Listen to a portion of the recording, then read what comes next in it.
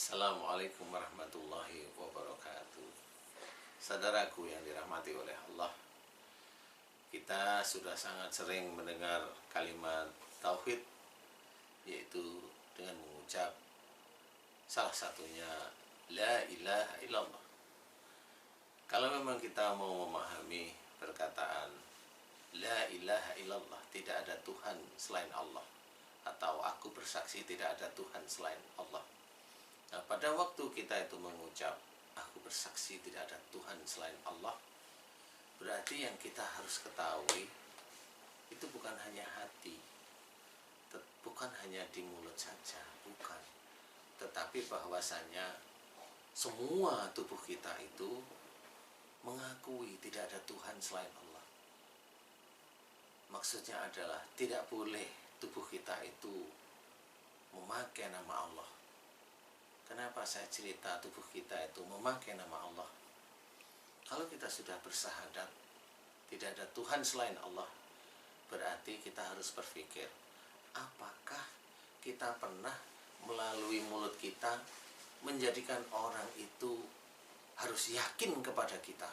Setelah orang itu yakin kepada kita, kemudian kita merasa bangga atau kita merasa tinggi hati. Disitulah pada waktu kita itu merasa bangga bahwa orang itu meyakini saya. Dari kata-kata saya, orang itu percaya dengan saya. Dari kata-kata saya, di luar porsi agama. Walaupun dari porsi agama juga boleh. Ingat, kalau kita sudah merasa bangga, kita sudah mulai menuhankan mulut kita. Kita sudah mulai menuhankan kata-kata kita. Kita mulai bangga. Na'udzubillah. Itulah yang harus kita ketahui. Pada waktu kita itu mengucap la ilaha illallah, kita tidak boleh memakai. Contoh lagi, pada waktu kita itu mengetahui tidak ada Tuhan selain Allah, sadarkah kita bahwasanya kalau kita punya anak yang pintar, pandai, dia selalu ranking belajarnya, kemudian dia masuk ke sekolah-sekolah favorit sampai dia lulus sarjana, sampai dia sekolah luar negeri hebat.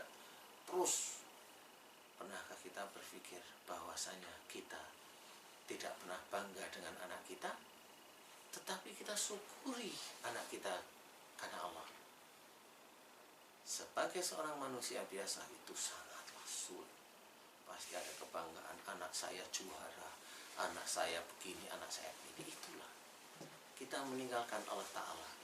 Kita merasa bahwa kitalah yang mendidik anak kita. Kita merasa bahwa kitalah yang berjuang untuk anak kita. Padahal seseorang mempunyai kecerdasan, seseorang tidak mempunyai kecerdasan, itu sebenarnya atas izin Allah. Jadi kalau umpamanya kita pandai, kemudian anak kita pandai, tidak hanya cuma masalah genetik, tetapi itu atas izin Allah. Kita diizinkan pandai oleh Allah Ta'ala, itu sebenarnya karena Allah. Jadi bukan karena kita rajin belajar, enggak. Bisa kok satu keluarga itu satu pandai, yang lain tidak pandai. Yakin kalau itu genetik? Nah, disinilah harus kita pahami. Namanya tauhid itu harus kita jaga. Kalau kita sudah mengucap tidak ada Tuhan selain Allah, kita harus belajar memahami bahwasanya semua yang terjadi pada kita atas izin Allah, dan kita senantiasa mengucap la haula wala quwata illa billah. Bagaimana kita itu tidak memahami bahwasanya nikmat yang diberikan oleh Allah Ta'ala itu sebenarnya juga dari Allah. Bukan hanya cuma dari doa kita, belum tentu. Kadang kita tidak berdoa, Allah sudah ngasih. Kita baru doa seminggu, Allah sudah ngasih, kita sombong bahwa saya sudah berdoa kepada Allah Ta'ala. Nah, sudah mulai kita sombong lagi. Nah, disitulah harus kita pahami, saudaraku, bahwasanya kita sudah mulai bangga terhadap diri kita sendiri. Disitulah kita mulai ada bibit-bibit menuhankan diri kita. Nauzubillah.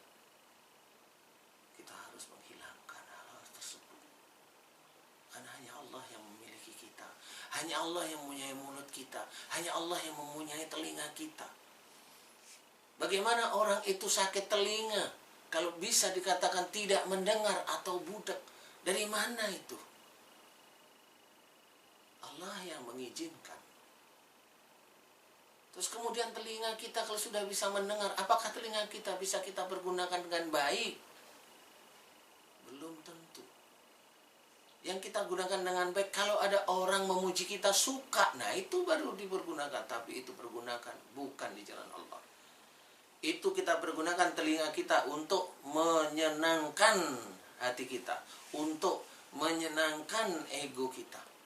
Tapi kalau kita itu mendengar sesuatu yang tidak baik, tidak pas, emosi, nah kan telinga kita tidak kita pergunakan semestinya. Harusnya kalau kita mendengarkan sesuatu yang baik, kita syukuri. Alhamdulillahirabbil alamin, la haula wala quwata illa billah. Allah masih memberikan saya pendengaran. Kalau ada orang lain memuji kepada kita, bukannya kita bangga, tetap harus kita ingatkan bahwa sesungguhnya yang Maha Agung, yang terpuji itu adalah Allah. Nah, inilah yang harus kita ketahui. Nah, fahamkah bahwasanya kalau kita mendengar sesuatu yang fitnah umpamanya, apakah kita emosi? Kalau fitnah itu terjadi, itu pasti diizinkan oleh Allah Ta'ala. Kalau sudah diizinkan oleh Allah Ta'ala, nggak usah marah, terima aja fitnah itu. Alhamdulillahirabbil alamin, la haula wala quwata illa billah.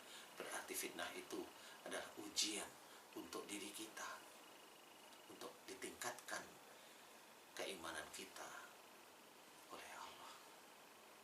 Nah, kalimat tauhid tersebut harus kita pahami, kita belajar.